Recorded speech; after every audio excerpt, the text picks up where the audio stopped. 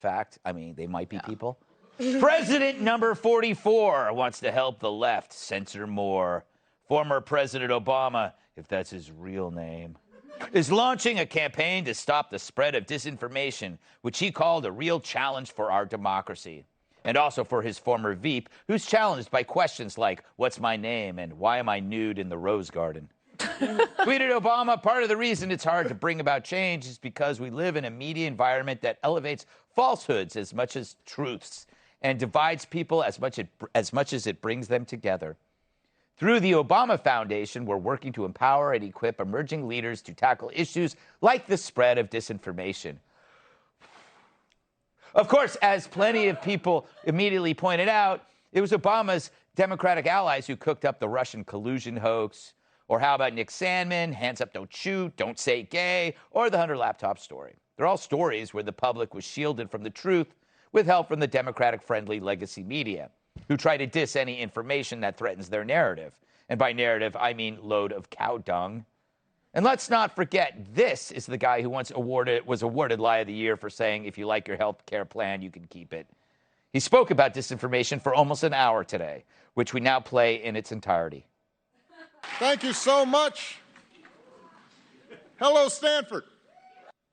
My name's not Stanford. Oh, I'd rather watch that shirtless trampoline video Kilmeade sells on his website. So is Obama a credible judge of disinformation? Let's listen to a clip of his audiobook for reference. It's getting way too complicated for me. There are white folks, and then there are ignorant motherfuckers like you. Now, you know that guy ain't sorry ass motherfucker got nothing on me, right? You ain't my bitch. Buy your own damn fries. That's my favorite Obama. Of all the Obamas, that's my favorite.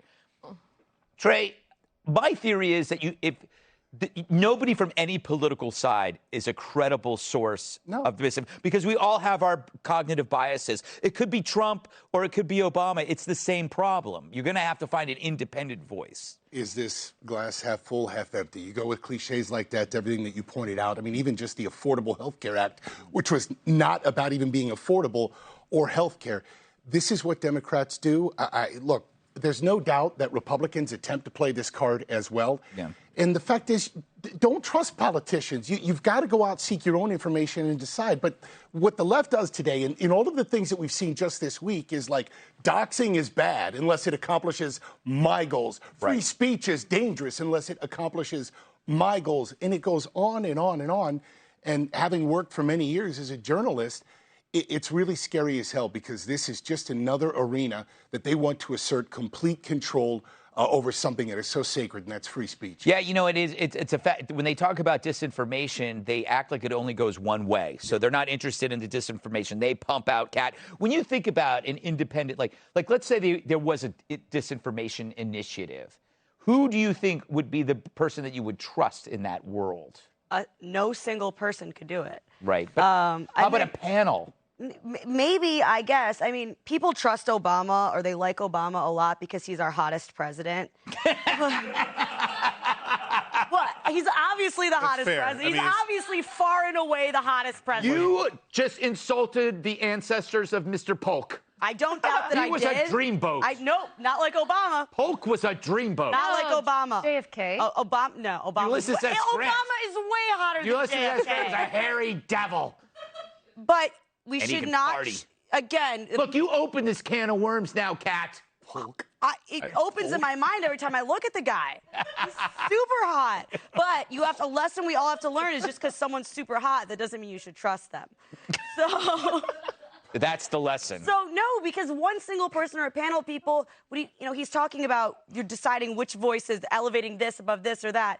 The best way to do it is to not have people deciding which voices should get elevated and which should not get elevated. Impossible. I know that Twitter's full of crap. Of course it's full of crap, but I think it's better than having people, considering that I can't say whatever crap that I want to say, having that be in jeopardy. Mm-hmm. Whether you're hot as Obama or not.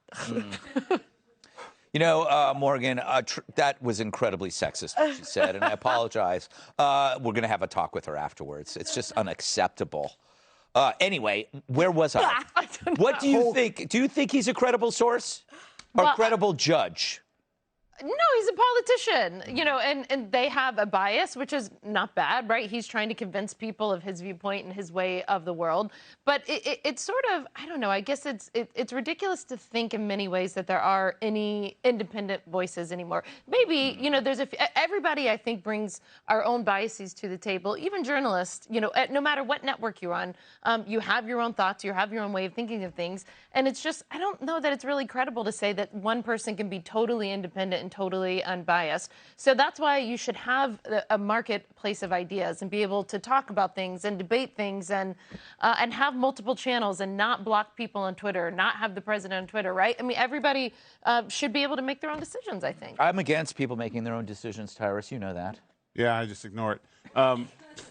Besides the physical stuff, Kat had a great point as far as one person can't do it. Yeah. Right. And honestly, Obama, if he was really taking this seriously, the way you do this is you reach out to George Bush, you reach out to President Trump, you reach out to President Clinton, and the presidents come together. Yeah, like super friends.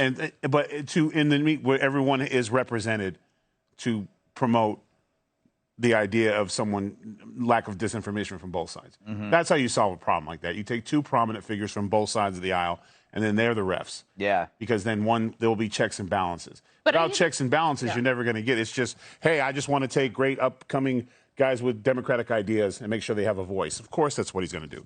But if there's a young up-and-coming Republican who says things against them, then the first argument is, well, this guy's different from Nation. Not he has a different set of ideals and ideas that we need to talk about. But he's not trying to fix problems, right? That's what I'm saying. That's the only way it doesn't work. Of Russia, right? Because everything was about Russia, fixed the election in 2016. Everything about Trump was Russia. And this is the next version of that. Now everything that the Republicans do is disinformation. I have to go now, Morgan. But I was making a good Avengers couldn't even agree on things. That's true. Iron Man. They broke up Captain like America. 6 times. Yeah. Yes, that is so true. Human beings, they're just, it's hard for them to get along. That made no sense.